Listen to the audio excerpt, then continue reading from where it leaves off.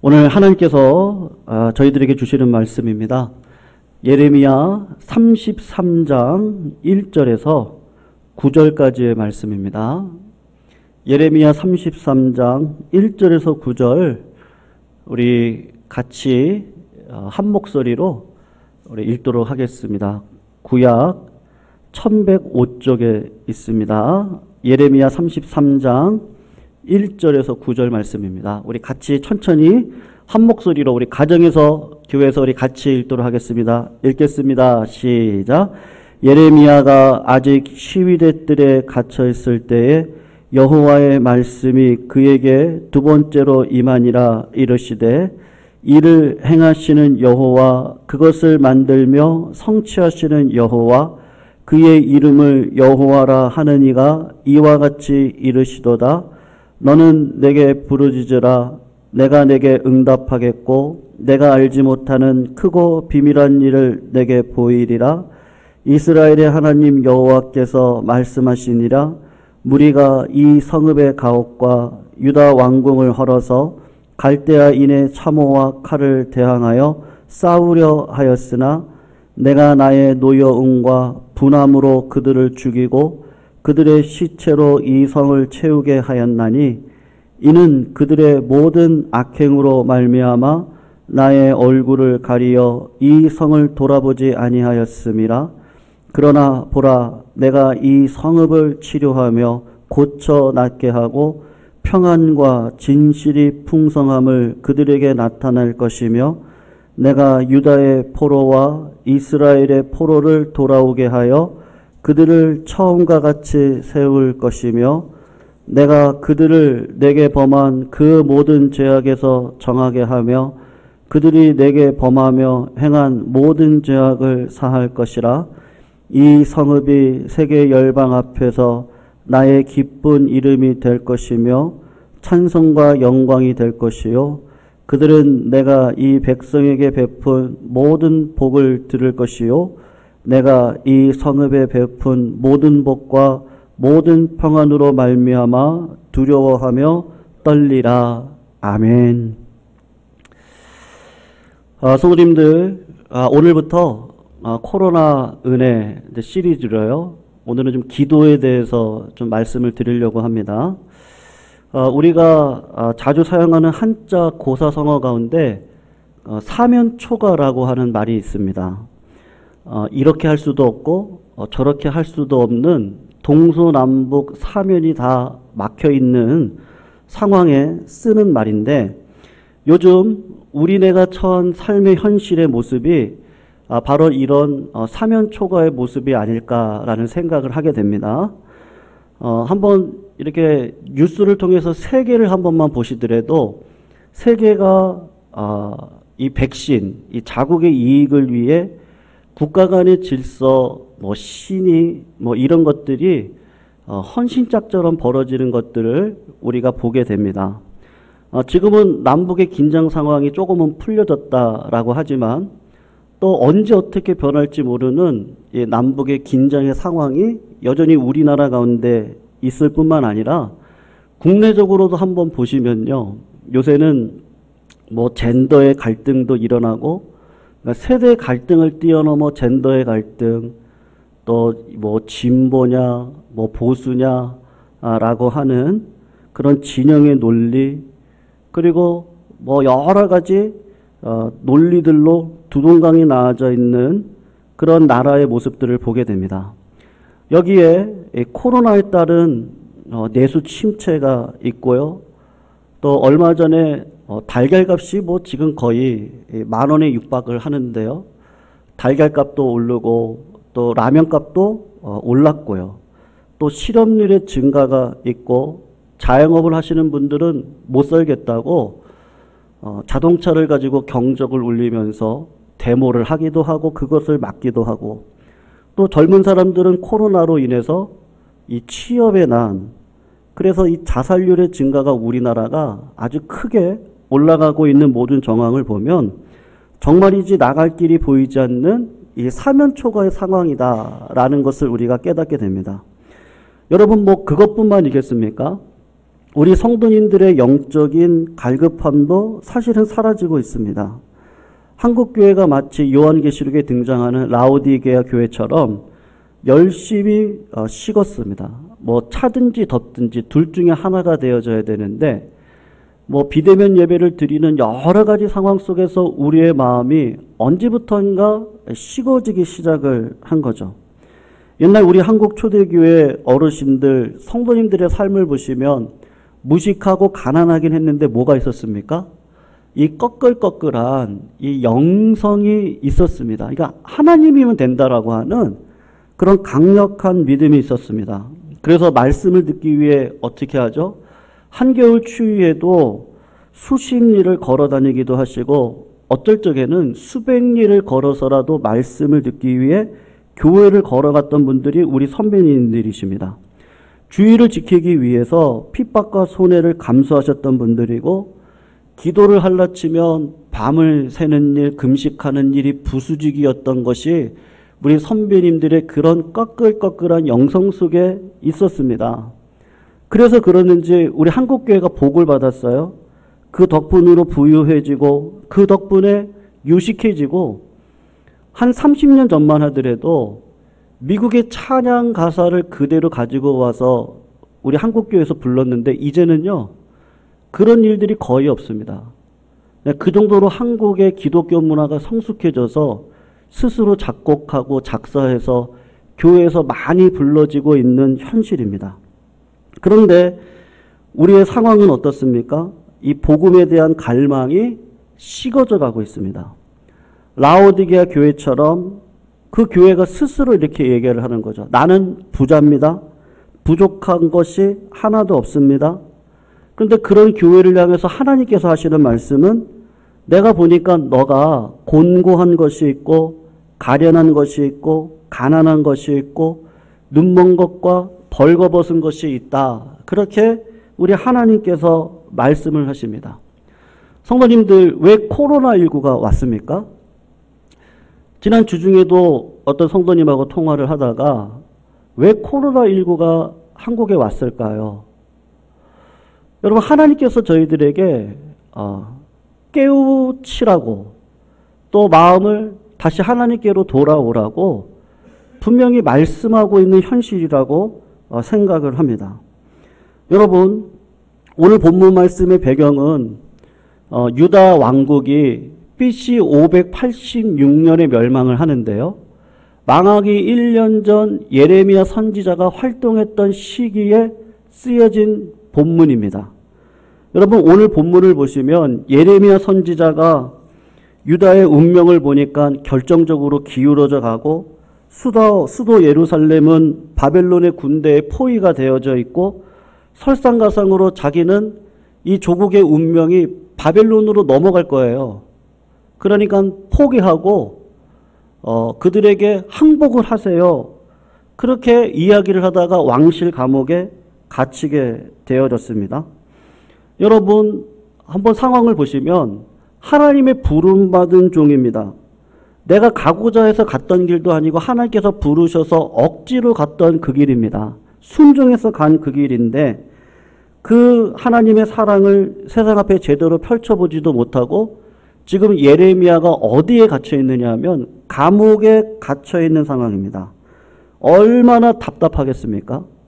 그런 절망감의 상황 가운데서 하나님께서 음성을 들려주시는데 오늘 본문을 보면 두 번째 임한 말씀이지만 첫 번째 임했던 말씀이 있었습니다. 한번 영상으로 보실 건데요. 예레미야 32장 1절에서 5절까지 말씀을 우리가 같이 한번 영상을 보면서 읽어보셨으면 좋겠습니다.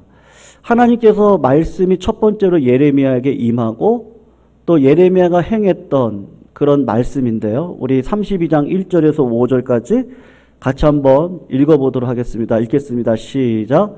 유다의 시드기야 왕 열째 해 곧 느부갓네살 18째 해에 여호와의 말씀이 예레미야에게 임하니라. 2절입니다.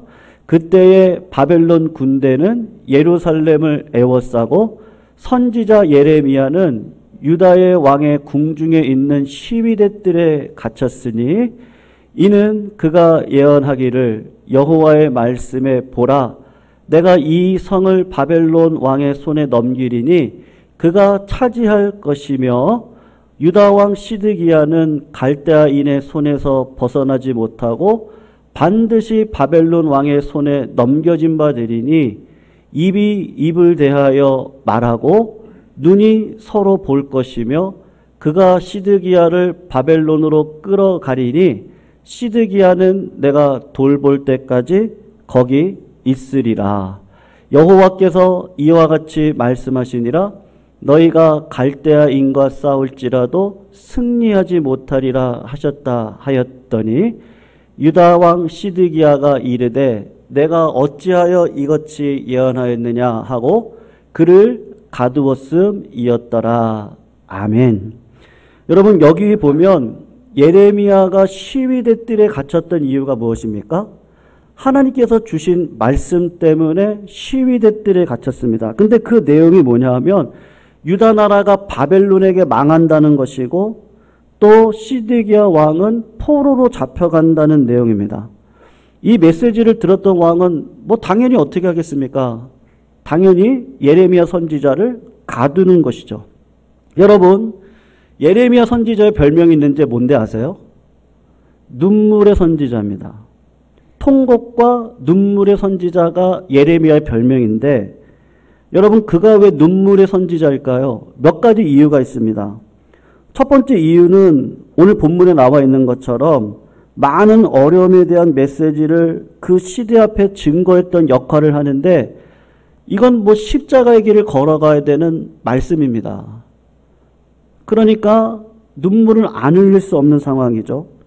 거기에 그의 나이 약관 20세의 나이에 하나님으로부터 강권적으로 부름을 받았습니다. 그리고 예레미야는 아나돗 출신이라고 합니다. 여러분 아나돗은 당시 유배지입니다.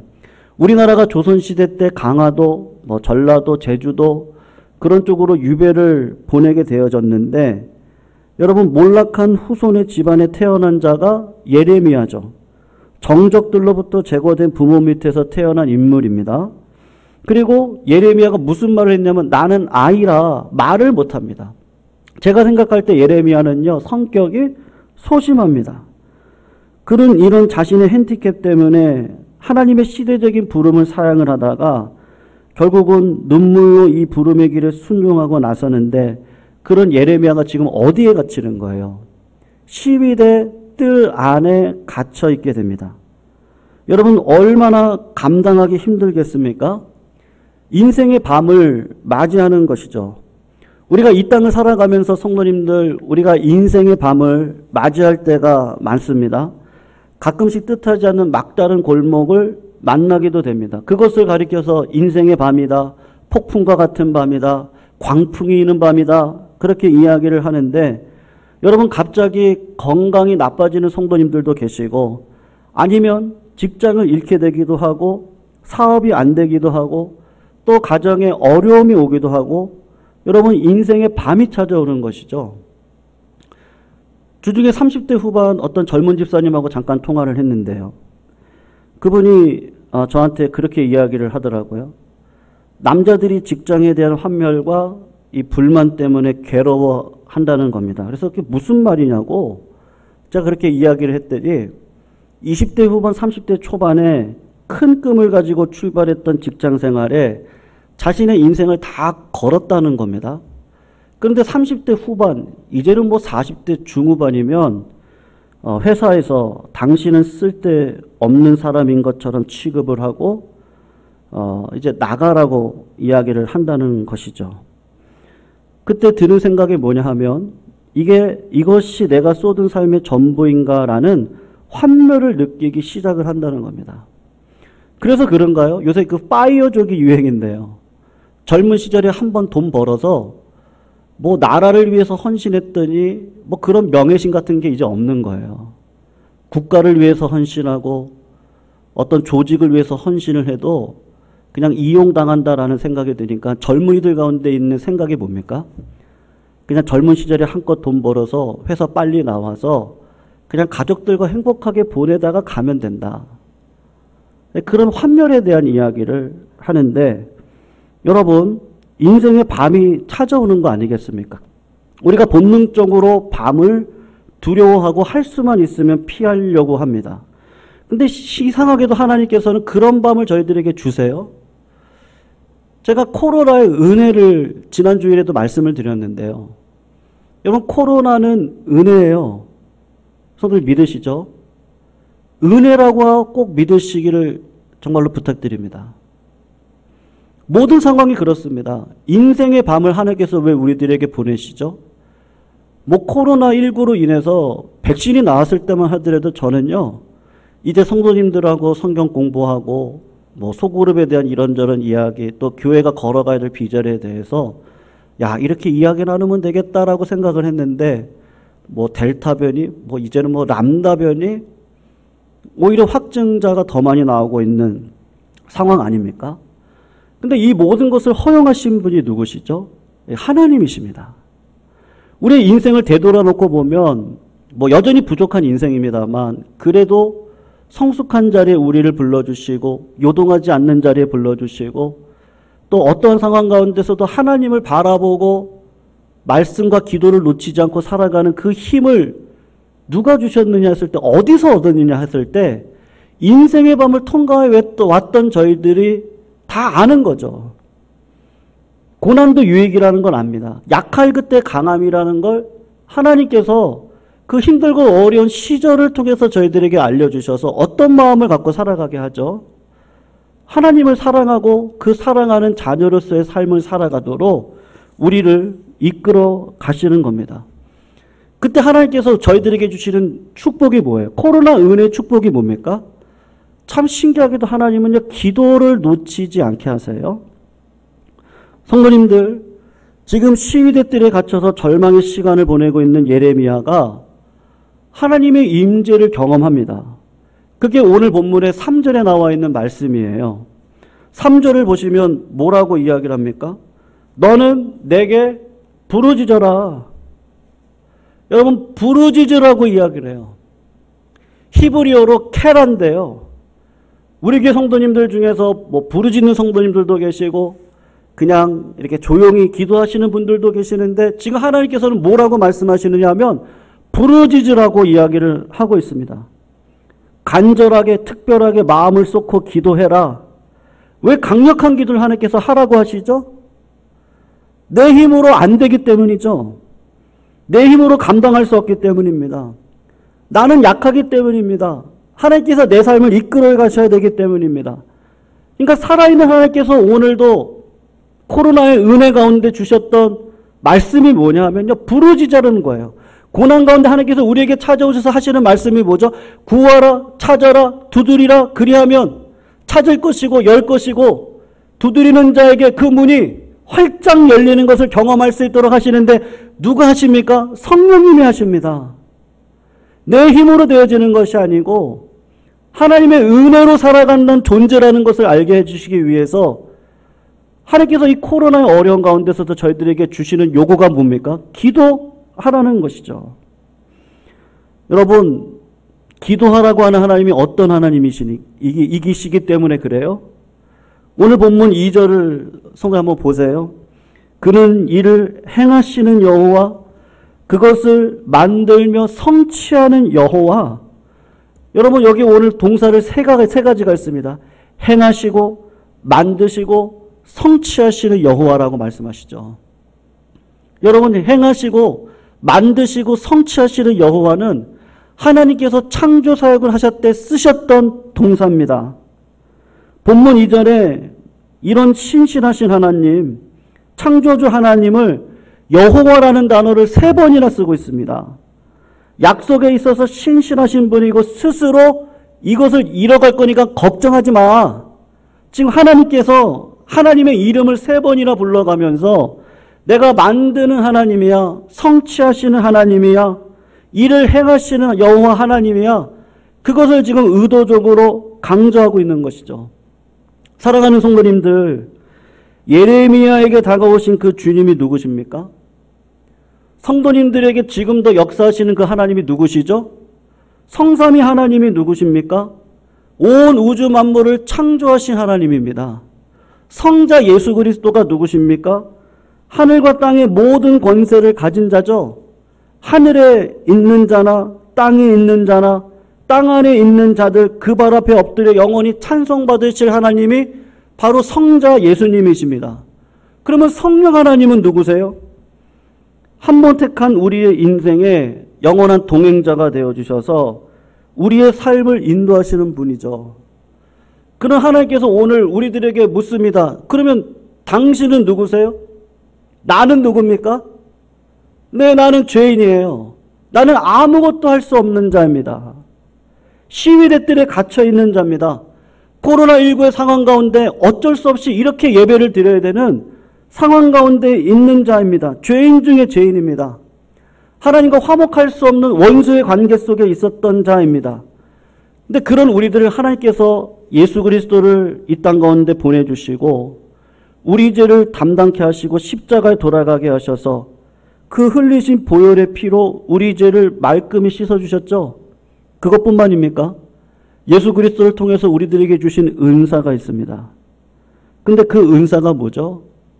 오늘 하나님께서는 그 은사를 주시는데 기도의 은사를 은혜로 저희들에게 허락하여 주셨습니다.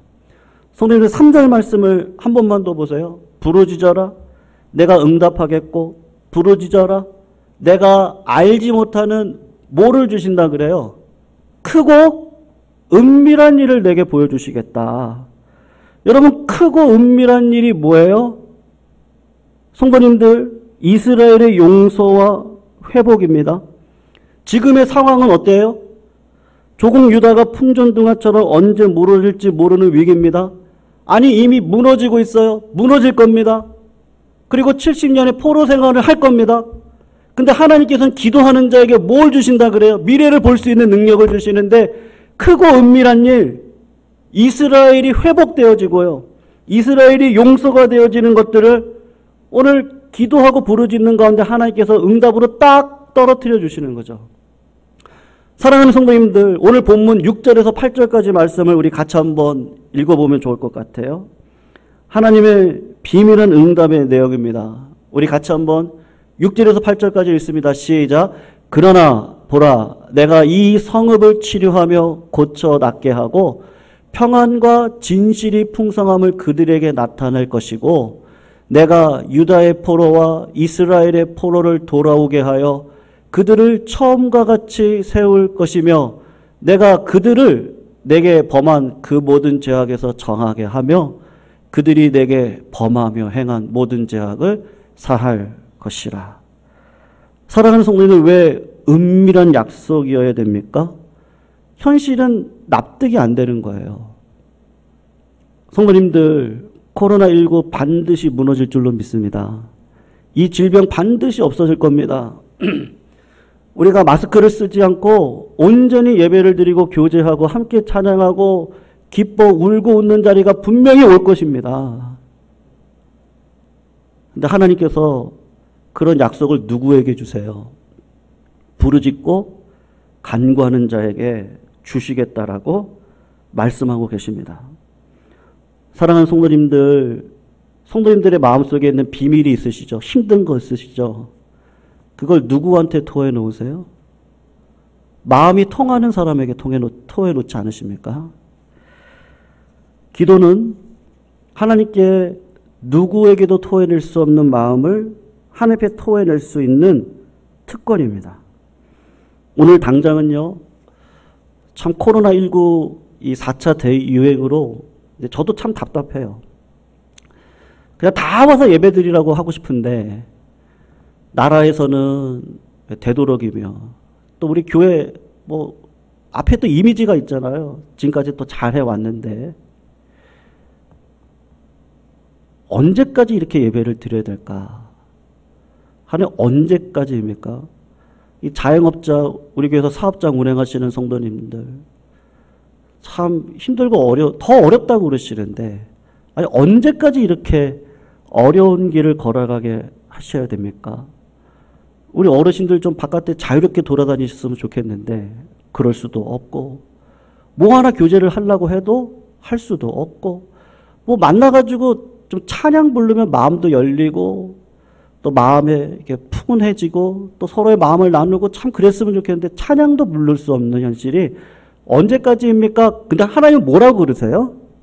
회복시켜 주실 거래요. 믿으시죠, 성도님들? 회복시켜 주시고 용서해 주실 거라고 분명히 말씀하고 있습니다. 근데 전제가 있습니다. 하나님께서 코로나의 은혜로 주시는데 어떤 은혜를 주시냐면 기도 외에 아무 이유가 없어요. 우리가 이렇게 저렇게 다 할 수 있습니다만 코로나의 첫 번째 은혜는 저는요. 기도 외에는 아무것도 없다라고 분명히 말씀드리고 싶어요. 기도가 만사고 기도하는 자리에 오늘도 아침 일찍 나왔는데 어떤 권사님 오셨다가 기도가 안 돼서 돌아가신다고 하시는데 그것도 감사하더라고요. 주일 예배 참석할 수 없어서 새벽에 나오셔서 기도하겠다고 나오셨다가 우리가 맨날 기도가 잘 됩니까? 그냥 부르짖는 거죠. 하나님. 속으로도 부르짖고 입으로도 부르짖고 하나님께서 그런 은혜를 저희들에게 허락해 주시는 겁니다. 여러분, 미국에서 있었던 일인데요. 미국 직장에서 갑자기 퇴출을 당하고 자포자기해서 가출한 이 가장이 있습니다. 그가 얼마 동안 가출해서 방황을 하다가 집에 돌아와서 아내한테 마음을 터놓고 이야기를 하는 거죠. 여보, 내가 죽고 싶다고. 모든 노력을 다했는데 할 수 있는 일이 아무것도 없다. 그때 아내가 남편한테 하는 이야기가 뭐냐면 당신 안 한 거 한 가지가 있어요. 그게 뭐냐고 그랬더니 기도는 해보지 않았지 않냐. 진실하게 하나님 앞에 기도해 본 적 없지 않냐. 아내의 그 말에 커다란 찔림이 돼서 그래서 하나님 앞에 그래 맞아. 내가 이 일에 대해서 기도해 본 적이 없지. 그리고 아내와 함께 기도하기를 시작했습니다. 기도를 하는 동안에 회사에서 억지로 이렇게 나가게 된 것이니까요. 직장과 상사에 대한 미움, 복수의 마음, 이런 것들이 마음속에 가득 찼었는데 기도하는 가운데 그런 모든 감정들이 다 사라지고 하나님께서 새로운 아이디어를 주시는데 자신의 집을 담보로 삼고 건축업을 시작해서 5년 만에 자신의 기업을 갖게 됩니다. 그리고 이제 건축을 하다 보면 여기저기 이제 지방을 많이 왔다 갔다 하게 되는데 미국 호텔을 이렇게 가서 머물다 보면요. 호텔이 너무 비싸고 또 너무 이렇게 싸구려 호텔은 가서 보면요. 정말 아무것도 아닌 호텔처럼 보입니다. 그래서 새로운 기도 제목이 생겼는데 가족들과 함께 머물 수 있는 비싸지도 싸지도 않으면서도 분위기가 있고 또 가족들이 편하게 있는 곳이어야 되니까 술을 팔지 않는 그런 호텔을 이분이 꿈꾸게 되었습니다. 그러다가 하나님께서 그 꿈을 실현시켜 주셨는데 여러분 그 호텔 이름이 뭐냐면 홀리데이 인입니다. 캐먼스 윌슨이 그 창업주인데요. 이분이 힘들고 어려운 가운데 기도하다가 삶의 가산이 다시 회복이 되어지고 또 기도하다가 삶 속에서 하나님께서 기도 제목을 주셔가지고 비싸지도 않고 싸지도 않지만 깨끗하고 가족들이 와서 편하게 머물 수 있는 호텔을 지금 전 세계적으로 만든 장본인인 것이죠. 사랑하는 성도님들, 우리가 노력을 다 해봤습니까? 우리가 기도를 끝까지 하지 않으면요, 우리가 노력을 다 한 게 아닙니다.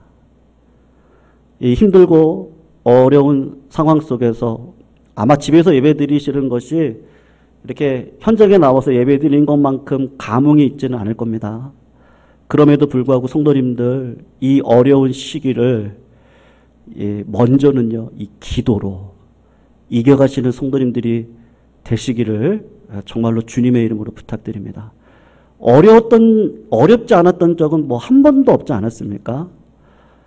우리가 기쁠 땐 찬송의 기도를, 어려울 때는 하나님 앞에 부르짖는 기도를 올려드리셔서 하나님이 어떻게 역사하실지 모르시는데 그 믿음 놓치지 마시고 오늘도 코로나의 은혜가 있습니다. 그것은 다른 것이 아니고 기도입니다. 기도가 만사하고 기도 외에 무슨 이유가 있겠습니까? 이 시절에요. 우리 성도님들께서 기도를 놓치지 마시고요. 어떠한 상황 속에서도 하나님 앞에 부르짖고 간구하셔서 하나님의 뜻을 분별하고 그 비전을 쫓아서 어려움을 은혜의 파도로 뛰어넘을 수 있는 믿음의 자리에 우리 모든 성도님들이 다 서시기를 주님의 이름으로 부탁드리겠습니다. 같이 기도하시겠습니다. 사랑하는 하나님 감사합니다. 코로나로 인해 내 맘대로 할 수 없는 상황 속에서 아버지 하나님, 내 힘, 내 노력이 아닌 하나님의 은혜가 이 모든 상황을 뛰어넘게 하실 줄로 믿습니다. 코로나의 은혜 가운데 첫 번째 주신 하나님의 은혜, 기도의 능력인 줄로 믿습니다. 하나님 앞에 구하고 찾고 두드리는 백성들에게 아버지 하나님께서 꿈과 비전을 허락하여 주셔서 이 힘들고 어려운 고난의 밤 속에 하나님의 뜻을 이 땅 가운데 이룰 수 있는 믿음의 역사를 허락하여 주시옵소서. 예수 그리스도의 이름으로 간절히 기도 올려드리옵나이다. 아멘.